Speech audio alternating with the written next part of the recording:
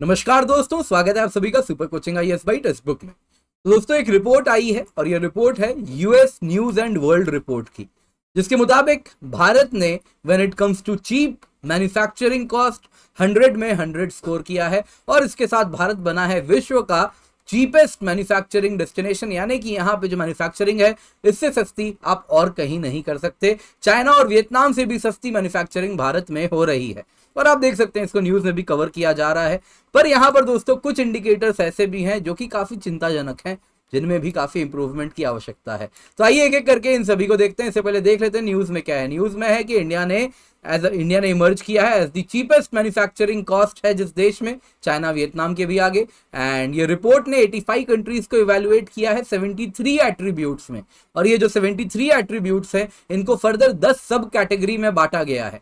तो वो सारे कैटेगरीज में क्या क्या भारत की रैंकिंग है, आइए एक एक करके देखते हैं। तो उसमें से एक कैटेगरी है, आप देख सकते हैं, ओपन फॉर बिजनेस, और इसी में इंडिया का ओवरऑल रैंक है 37 एंड चीप मैन्युफैक्चरिंग कॉस्ट में स्कोर किया है 100, यानी कि भारत से सस्ती चीप मैन्युफैक्चरिंग कॉस्ट दुनिया में कहीं भी नहीं है।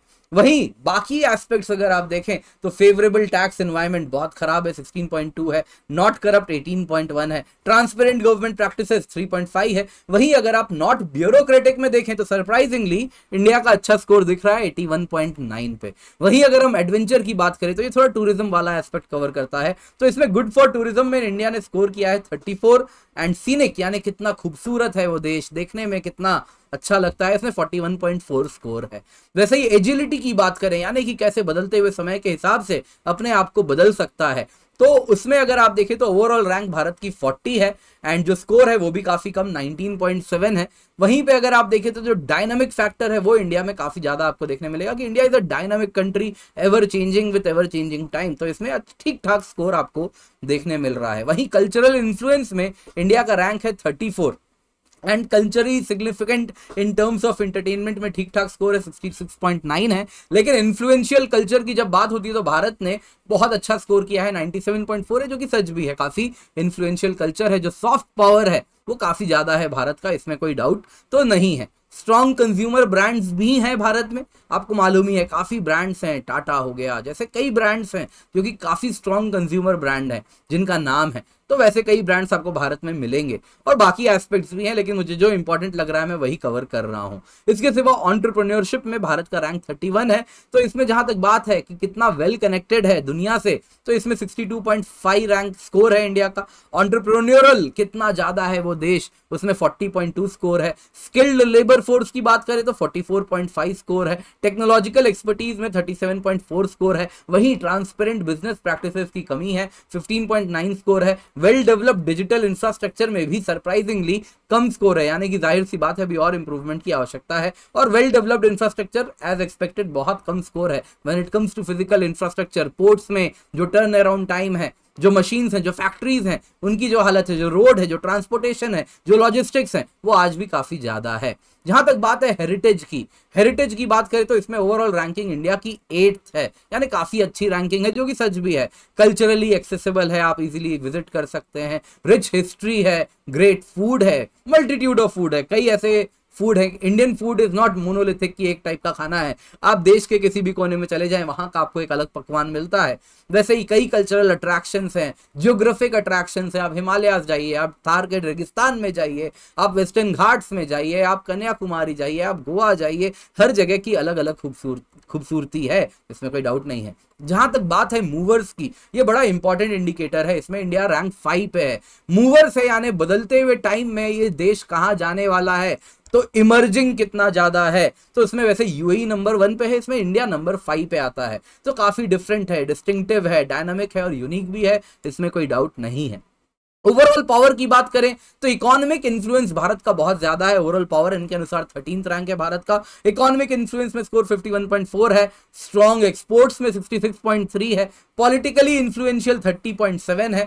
कल इंटरनेशनल अलायंसेस कितने स्ट्रॉन्ग है, भारत का नॉन अलाइंड अप्रोच रहता है, तो इस वजह से उतने ज्यादा स्ट्रॉन्ग इंटरनेशनल अलायंसेस में स्कोर आपको देखने नहीं मिलता। स्ट्रॉन्ग मिलिट्री में इनके अनुसार 32.5 है। लीडर की बात करें तो 15.1 है। India as a country house well as a leader it is emerging.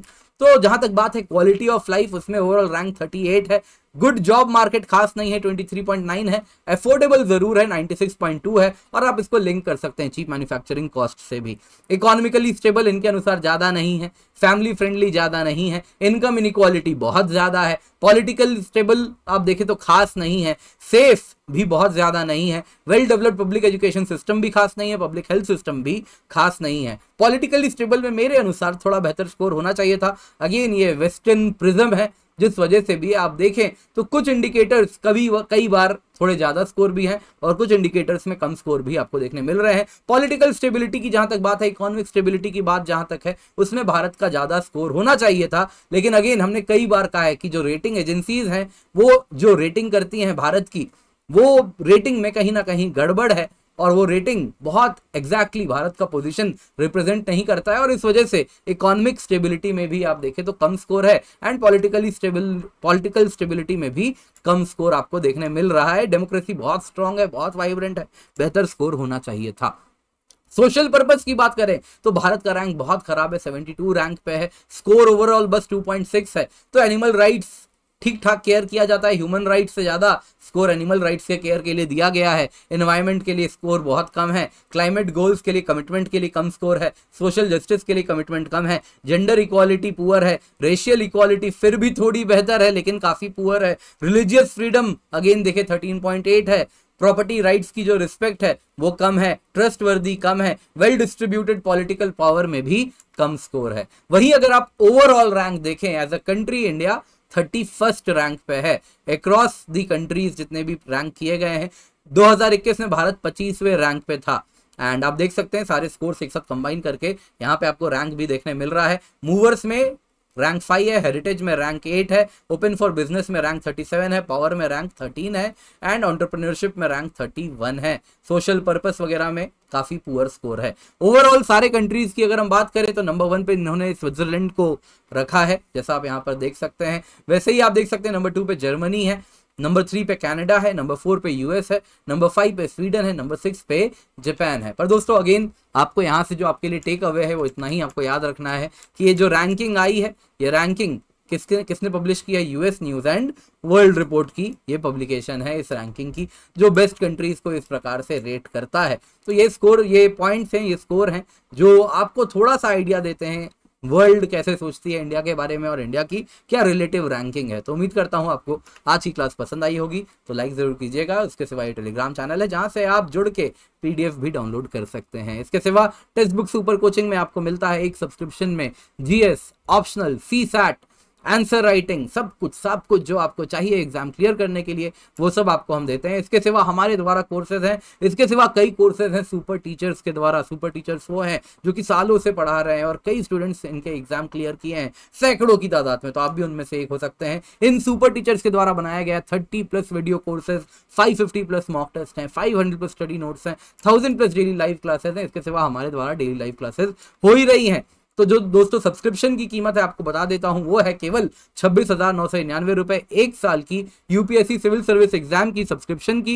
ये तब है जब आप कूपन कोड यूज करते हैं किंजल, दैट इज KINJAL।